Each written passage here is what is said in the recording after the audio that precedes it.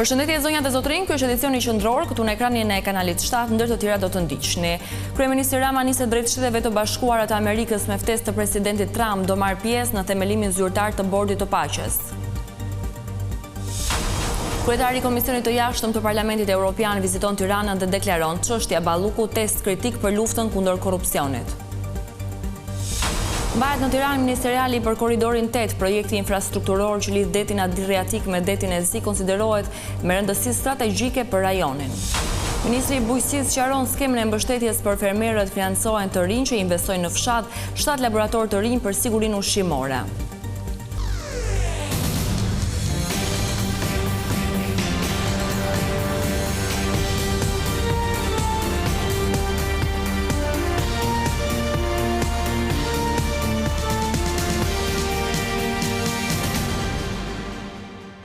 Më gjërësisht me lajmet. Shqipëria merr pjesë si shtet themelues në Bordin e Paqes, një iniciativë globale e presidentit amerikan Donald Trump.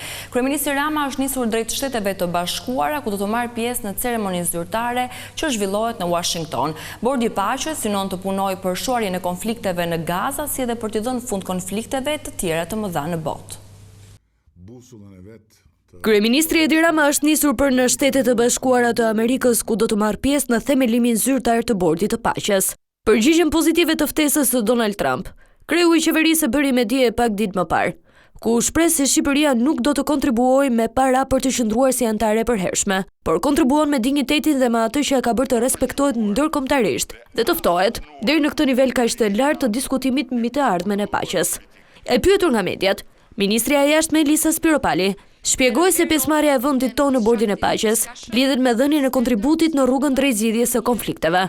Shqipëria nuk ka asnjë detyrim në këtë fazë, po sigurisht ka përgjegjësinë për t'u përfshirë jo vetëm në aktivitetet e Bordit Paqes, Bordit Gazës apo forcës të stabilizimit ku ne kemi rënë dakord që të përfshihemi, po dhe Shqipëria ka se ç'i ofron Bordit Paqes, duke qenë një vend i cili ka dalë nga diktatura totalitare dhe ka rindërtuar demokracinë, shoqërinë. Bordi i Paqes i iniciuar nga presidenti i SBA-ve Donald Trump synon forcimin e paqes në lindjen e mesme dhe njëkohësisht të ndërmarrjes së një qasjeje të re për zgjidhjen e konflikteve globale. Deri më tani nismës së presidentit amerikan janë bashkuar një pjesë e madhe e vendeve nga Europa dhe kontinente të tjera.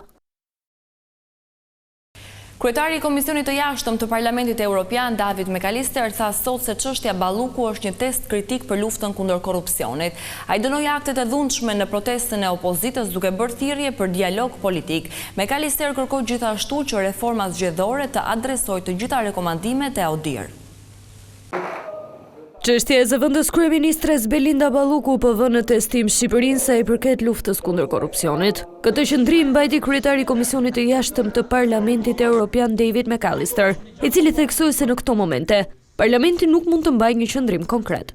Unë nuk jam në pozicion për të komentuar, por kjo nuk është thjesht një çështje ligjore, por edhe përgjegjësi politike që duhet të zgjidhet nga qeveria shqiptare. Siç e thash, nuk jam në pozicion për të komentuar një çështje specifike, por mund të them se çështja e zëvendës kryeministres Belinda Balluku është një test kritik në punën e Shqipërisë dhe luftës kundër korrupsionit. Sa i përket nismës së qeverisë për ndryshime ligjore që frenojnë pezullimin e ministrave, ambasadori i Bashkimit Evropian në Tiranë Silvio Gonzato u shpreh se Brukseli po ndjek me vëmendje hapat e ndërmarrë. Ne ndjekim me vëmendje çdo rrugë që merret sa i përket sundimit të ligjit, jo vetëm sepse jemi të merakosur për përputhjen me legjislacionin evropian, por edhe sa i përket reformës në drejtësi. McAllister komentoi dhe polarizimin politik në vend, ndërsa kritikoi protestat e opozitës. Jemi të shqetësuar për polarizimin politik në Shqipëri dhe bëjmë thirrje për dialog. Duam që kuvendit të përfshijë opozitën dhe që vetë opozita të jetë më e përfshirë në punën e kuvendit. Protestat e dhunshme nuk janë zgjidhje dhe nuk kanë vend në një demokraci funksionale. Ai kërkoi gjithashtu një reformë zgjedhore gjithëpërfshirëse. Dëshirojmë të shikojmë një reformë reale zgjedhore dhe që të jetë gjithëpërfshirëse, me një përfshirje të opozitës si dhe adresimin e plotë të rekomandimeve të ODIHR. Më herët kryetari i Komisionit të Jashtëm të PE zhvilloi edhe një sër takimesh me deputet, si nga mazhoranca ashtu dhe nga opozita. Sali Berisha i quajti propozimet e mazhorancës për ndërhyrje në kodin e procedurës penale shkeljet flagrante të kushtetueses. Lideri i opozitës Tase Rama po bën ligje për të mbrojtur ministrat me qëllim që ata të vazhdojnë platëshkitjen e shqiptarëve. Kryetari i Partisë Demokratike Sali Berisha sulmoi kryeministrin Edi Rama për ndryshimet në kodin e procedurës penale, që ndalojnë pezullimin e presidentit, kryeministrit, zëvendës kryeministrit e ministrave, si dhe disa funksioneve të tjera kushtetuese. Edi Rama po sillet si lop e çmendur. Berisha gjatë mbledhjes së grupit parlamentar justifikoi përdorimin e këtyre fjalëve me pretendimin se ndryshimet ligjore që mbajnë firmën e kryeministit Edi Rama shkelin kushtetutën e vendit. Kryetari PD solli në vëmendje se në 128.3 e kushtetutës parashikon rastet kur antari i gjykatës kushtetuese pezullohet nga detyra, duke shpjeguar se Edi Rama kërkon të ndalojë me ligj pezullimin e antarëve të gjykatës kushtetuese kur vetë ligji themeltar i shtetit e lejon. Po duhet të jesh lop e çmendur. Të mos lexosh kushtetutën e cila në mënyrë taksative përcakton se gjykatësi kushtetues pezullohet. Berisha akuzoi ndërkaq kryeministrin Edi Rama se po dëmton interesat e vendit dhe procesin e integrimit. Po detyron partnerët tanë që të mbyllin çdo ndihmë ndaj Shqipërisë, integrimin ndaj Shqipërisë, sepse si ky nuk ka absolutisht asnjë kryeministër në vendet që pretendojnë për të ecë drejt Bashkimit Evropian që të mund të imagjinojë të marrë masa të tilla. Ndërkaq sot kryetari i Partisë Demokratike Sali Berisha takoi në seli antarin e Komitetit Jashtëm të Parlamentit Evropian Mikael Galler, i cili përket CDU-s gjermane. Berisha i përsolli atij shqetësimet e opozitës për çështjen e ndryshimeve në kodin e procedurës penale, zvarritjen e kërkesës së SPAK-ut për imunitetin e numrit 2 të qeverisë Belinda Balluku. Berisha gjatë takimit ngriti gjithashtu shqetësimin për standardet e procesit zgjedhor të 11 majit. Ministeriali për Korridorin 8 mblodhi në Tiranë udhëheqës nga 5 vende që janë pjesë e këtij projekti. Ministra e Jashtme Spiropali vuri në duke rëndësinë e lidhjes së detit Adriatik me detin e Zi përmes një infrastrukture komplekse. Investimi konsiderohet me rëndësi strategjike për zhvillimin ekonomik e po ashtu edhe për forcimin e sigurisë. Tirana u kthye në kryeqytetin e diskutimeve të iniciativës infrastrukturore të Korridorit të 8, që ndërlidh detin e Adriatik me detin e Zi. Ministrat e jashtëm të vendeve që janë pjesë e projektit u pritën nga kryediplomatja shqiptare Elisa Spiropali, e cila shpjegoi dhe përfitimet e këtij projekti me rëndësi.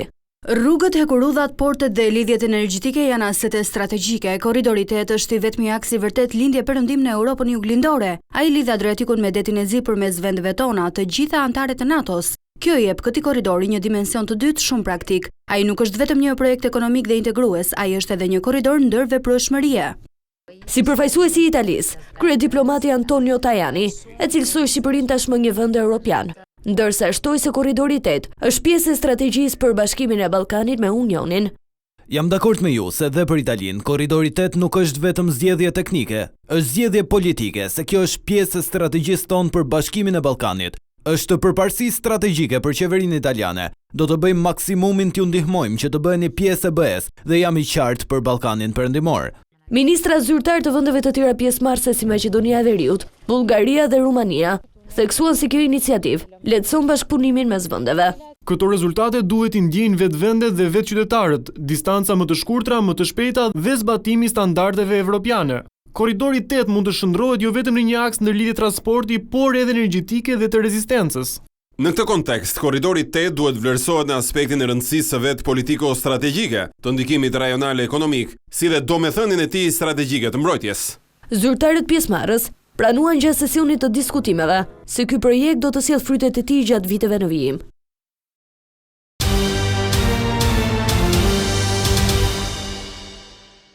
Më shumë para do të jepen nga qeveria për të rinj që zgjedhin të investojnë në sektorin e bujqësisë. Këtë e bëri të ditur ministri i bujqësisë Sandi Salla, i cili theksoi gjithashtu se fokusi do të vendoset edhe tek rritja e sigurisë ushqimore me ndërtimin e 7 laboratorëve.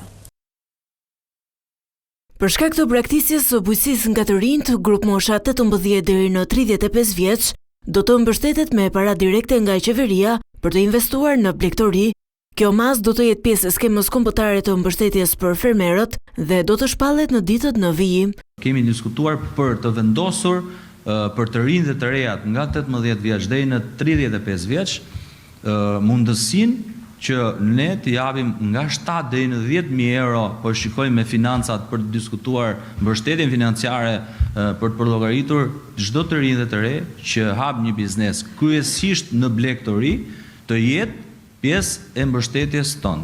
Pas rasteve të njëpasnjëshme të pasigurisë ushqimore në vend, së shpejti do të nisë ndërtimi i 7 laboratorëve që do të garantojnë më shumë kontrolle për produktet që futen në tregun vendas. Ne jemi duke ndërtuar edhe 7 laboratorë në gjithë territorin e Shqipërisë që të mbulojmë të gjithë sektorin e sigurisë ushqimore për të vazhduar ne edhe me ndërtimin e 5 pikeve të kufitare për eksportet dhe importet në mënyrë që ne të kemi një siguri akoma më të madhe kombëtare. Do të lidhen kontrata me agronomin çdo fermer që do të ketë një fermë apo një biznes të tyre, në mënyrë që ne të kemi një gjumshmëri ndaj sigurisë ushqimore që nga bima dhe deri në tavolinë të sektorit. Brenda këtij viti pritet të zhbllokohen edhe fondet e IPAR 3 pas bllokimit që u bë në gusht të 2023-shit, sepse zyra evropiane kundër mashtrimit konstatoi keqpërdorime me fondet e programit IPAR 2. Jemi gati në gjithë proceset që kemi përmbyllur në detyrën tonë që kemi për të vazhduar, ku unë në datën 9 jam edhe në Bruxelles për bashkë me ekipin për të vazhduar në hapa të mëtejshëm në mënyrë që ne brenda 6 mujorit të parë të vazhdojmë me çeljen dhe hapjen këtij sektori kaq të rëndësishëm, ku është mbi 112 milion euro nga Bashkimi Evropian dhe pjesa tjetër që 47 që mbetet, pra që është në total është mbështetet nga qeveria shqiptare. Gjatë konferencës me gazetarët, Ministri i Bujqësisë njoftoi edhe se mbështetja për bletarin do të dyfishohet dhe do të jepen para për çdo kilogram mjalt. Për familjet e përmbytura që presin kompensim, ministri shtoi se shumë shpejt do të nisë dëmshpërblimi i tyre dhe se po ashtu po punohet për sigurimin e fermerëve. Edhe pse i pati shpresat e gjykata kushtetuese, kjo e fundit ka fundosur Erben Frokun duke lënë në fuqi dënimin me burgim të përjetshëm në lidhje me vrasjen e kryekomisarit Dritan Lamaj, ngjarje ndodhur në vitin 2013.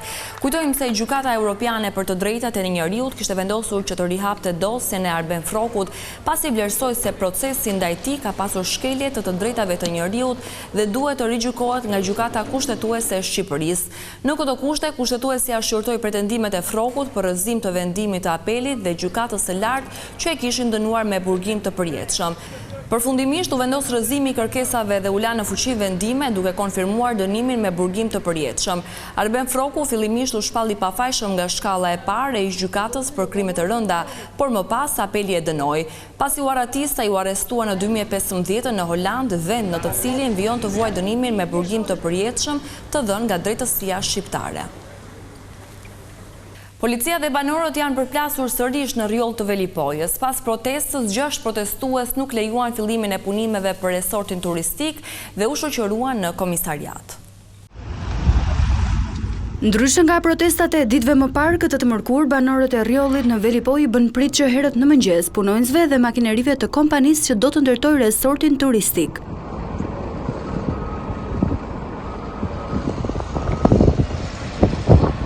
Efektivët e policisë kanë bërritur menjëherë në zonën e rjollit në orën 8:30 të mëngjesit, duke bërë të mundur spostimin e banorëve dhe hapjen e rrugës për makinerit. Gjatë rezistencës, policia ka shoqëruar në komisariat edhe 6 persona, mes tyre edhe një grua, Luciana Kokaj, e cila në çdo protest ka ngritur zërin për të drejtat e banorëve. Ata kundërshtojnë ndërtimin e një resorti duke cilësuar grabitje të pronës së tyre të trashëguar nga të parët.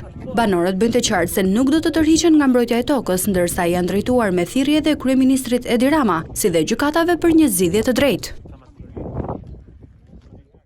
Kryetari i komunitetit musliman Bujar Spahiu ka uruar të gjithë besimtarët me rastin e nisjes së muajit të Ramazanit. Ai shpreu bindjen se agjërimi i këtij muaji do të sjellë më shumë paqe, shpresë dhe forcë shpirtërore për të gjithë shqiptarët. Të nderuar besimtar, motra dhe vëllezër musliman. Nesër ne nisim agjërimin e muajit të shenjtë Ramazanit.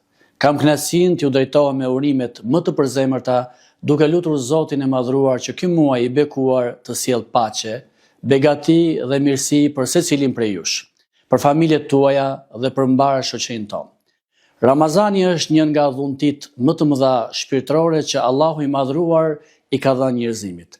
Ai është muaji i agjerimit, i Kuranit, i mëshirës dhe i faljes. Agjerimi është një akt adhurimi që na mëson disiplinën, vetkontrollin dhe ndjeshmërinë ndaj tjetrit. I dërguari i Allahut. Kjo është gjithçka e përgatitur edhe për këtë edicion informativ. Unë ju falenderoj për vëmendjen tuaj. Bashkë mirupafshim.